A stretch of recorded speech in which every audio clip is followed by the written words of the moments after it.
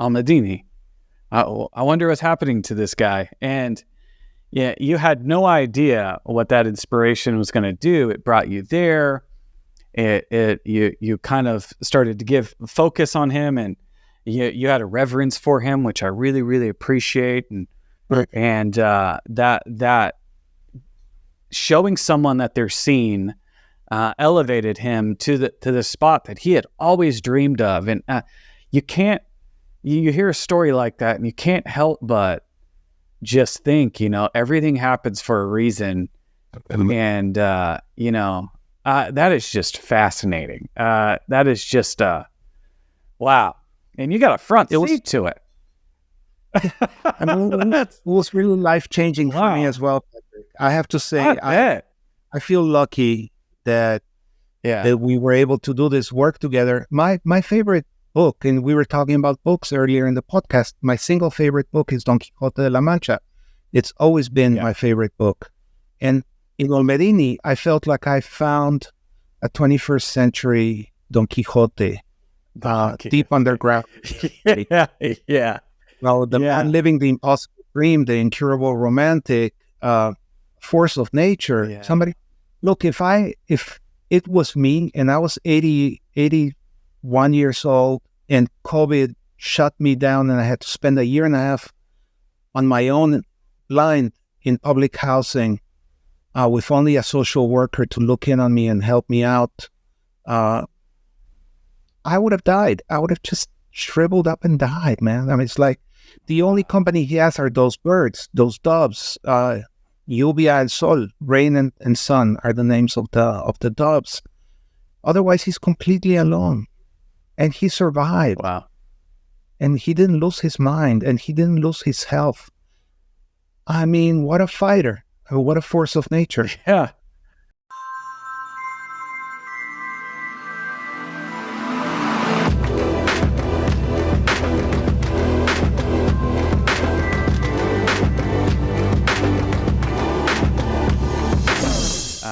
We have time for one more project, and this is your latest body of work.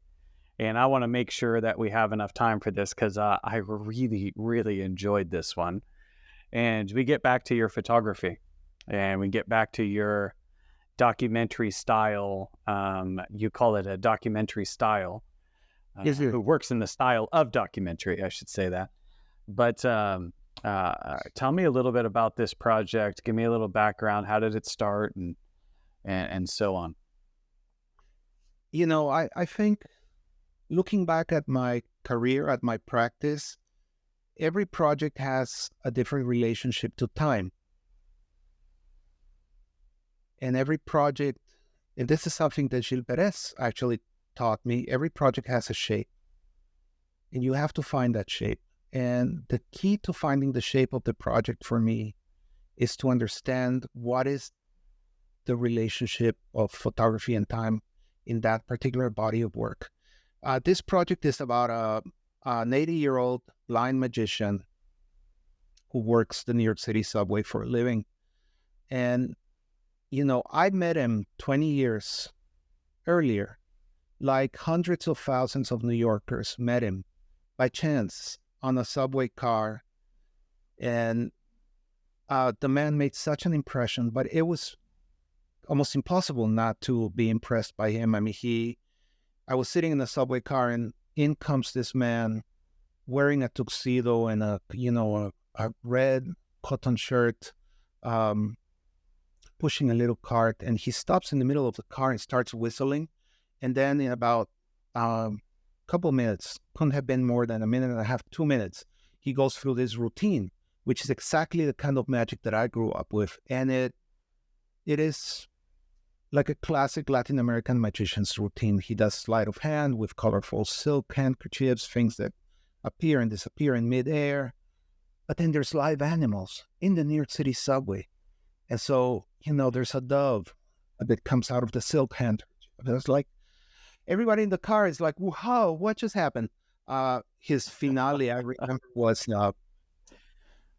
this black velvet box, and he would show that it was empty, and then he would produce this beautiful, plump white rabbit, the heart beating really quickly in its chest, and show it around. And I was so moved. And I went up to him and, in Spanish, I thanked him for the show. I gave him a tip. And he didn't say anything, but he gave me his card. It said Olmedini El Mago. And I kept that card for 20 years. And one summer in 2018, I woke up thinking about the magician. I was like, I wonder what happened to that guy. I wonder if I still have that card. And I did still have the card. So I took it out and I dialed the number. And of course, the number was no longer in use. And I said to myself, I'm going to find this guy. So I started looking for him. It took me about 2 weeks to track him down. Like in one of the detective stories that we were talking about earlier. So I finally, I called him and he answered. I said, in Spanish, "Is this Olmedini El Mago?" And he waited 1 beat, he waited 2 beats. And then finally he said in a voice that sounded like a 1940s radio show, he goes, "At your service." It's like, okay. In Espanol? I said, you'll never remember me. What? Did he say it in Spanish? In Spanish, he said it, para servirle, para servirle. And so I said, what? Respected magician. And I always say that to him, respected magician, from day one. You'll never remember me, but I remember you. And we met in the New York City subway, and I woke up thinking about you, and I just wanted, this was many years ago, probably 20 years ago, and I'm wondering how you are, and are you still working as a magician? And he said, well, I suffered a stroke about 10 years ago, and it left me blind in both eyes. And I said, how old are you? He said, 78. So in my head, I was like, okay, this guy's retired. I mean, it's a door that will never open. And then he said, but I'm still working the subway. And I just couldn't believe it. So we made an appointment. We met on the platform of an uptown bound train, and the train pulled in almost immediately. So I just jumped in the train with him and started shooting, and kept on shooting for 3 years until COVID brought everything down to a halt. But Olmedini was not just any magician. He was the most famous magician in Ecuador growing up. And he's had an incredibly colorful life. I couldn't begin to tell you the stories. There's so many stories. He was famous. He had his own TV show. He was a celebrity in his own right. He would come to New York City every so often just to have a good time, to go to the theater and take showgirls dancing and buy himself a few expensive suits and then go back to Ecuador. But on one of those trips, he decided to stay just on a whim. And he wanted to trade his local fame for international stardom. And it never panned out. He didn't speak English. No amount of money is enough for New York City. It doesn't matter how much money you have. You're going to run out of money sooner than later. And so he started trying to work his magic on the streets. And then it got cold and winter set in, and he had to go underground. And that's where I met him. And he stayed underground for 20-something years. And then we met again. And this body of work is a chronicle of his life as a blind magician. Let me show you some images. Of course. And I have just a quick question. How long is his routine? It's about a minute and a half. Because he has to... Because you only have one stop, right? And so, yeah. Exactly. Wow. You know it. Yeah. You know it. It's because he has to collect Paris donations. Yeah.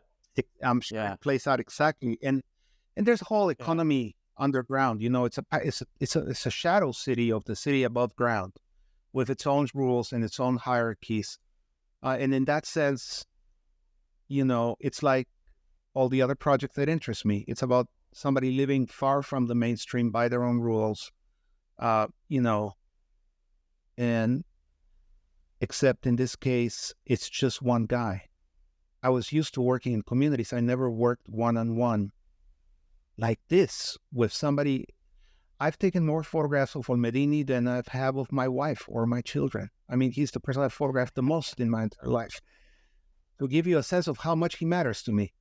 And so I'll show you a few pictures just to get this started. Can you see it on screen? Yeah, I can. Okay. You know, he makes a living in crumpled dollar bills, single bills. Wherever he goes, everybody's always looking, even though he himself is blind.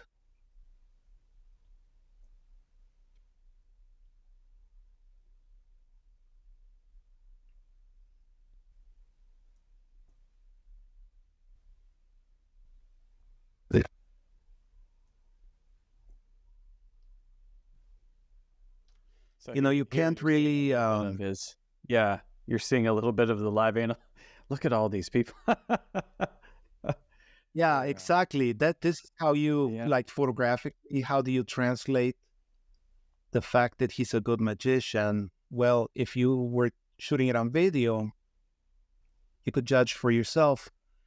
But I found myself kind of looking at the audience over and over again to gauge their reactions, their feeling towards Olmedini.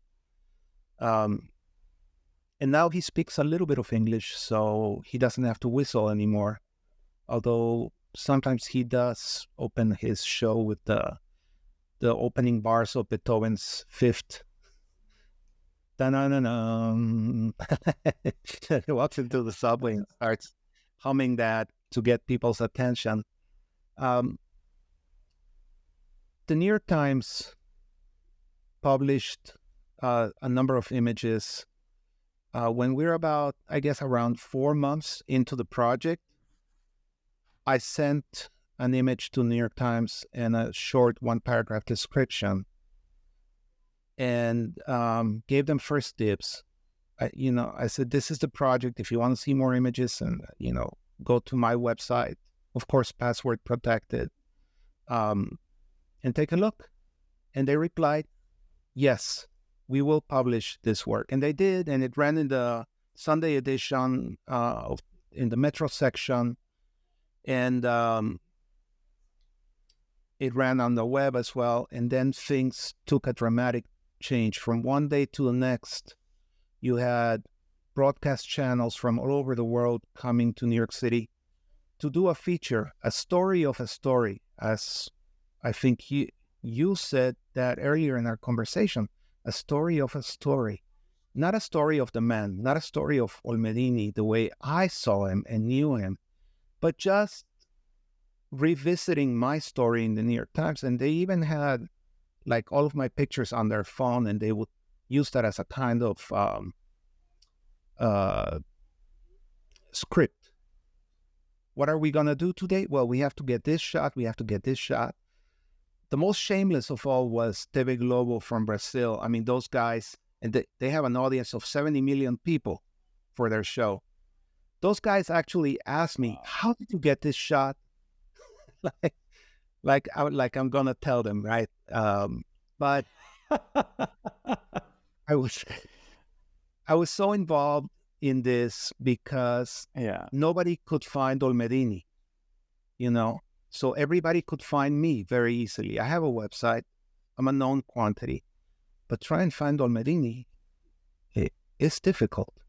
So they would contact me instead. And I became, if you want, the agent to a blind magician, to an octogenarian blind magician. I would take all of his calls and then relay to him what they wanted. And then, I never took a penny for this, of course, but I would sometimes tag along behind the scenes because I wanted to see the way the media would represent him. Amazing things happen. At one point, I got a call from the New York Yankees, and it was incredible. They have an event called Hope Week every year where they honor 5 New Yorkers, and they said, we saw your photographs in the New York Times and we want to honor Olmedini. And they sent 7 pictures to surprise him at home.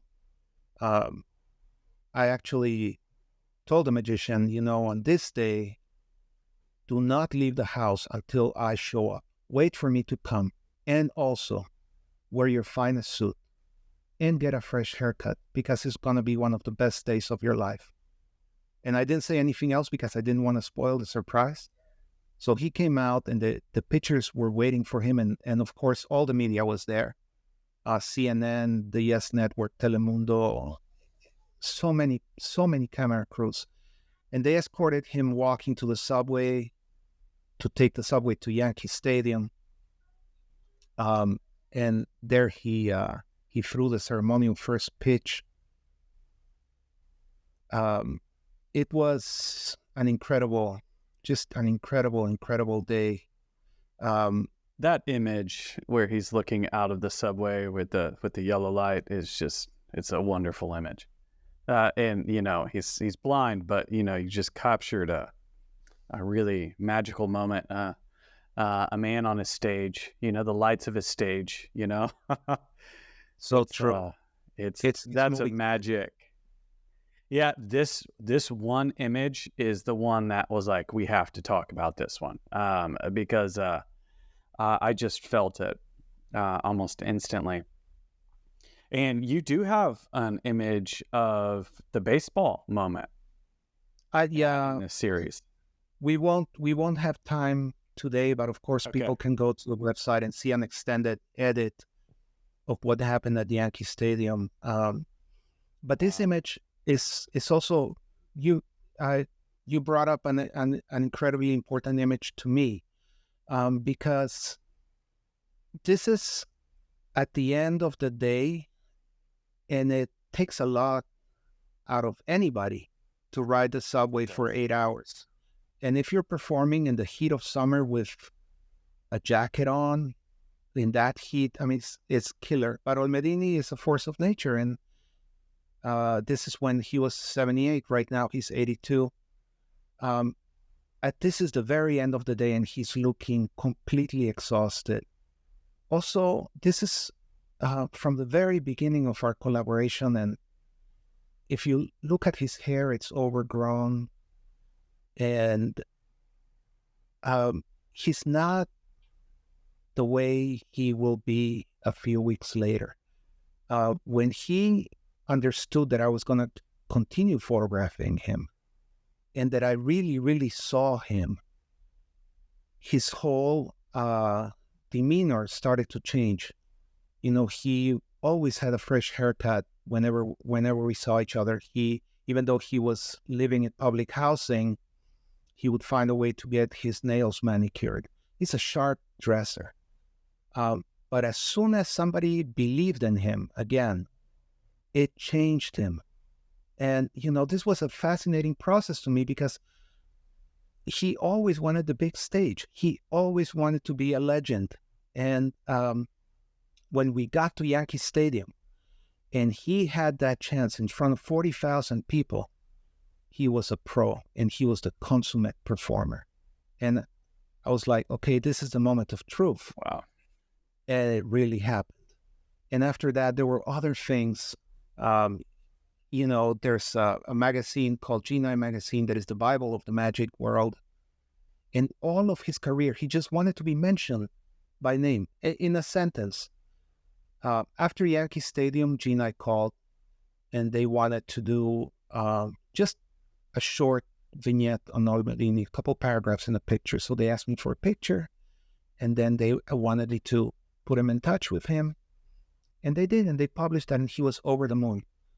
But a few months later, they called again, and they wanted the cover for Olmedini and 14 pages inside.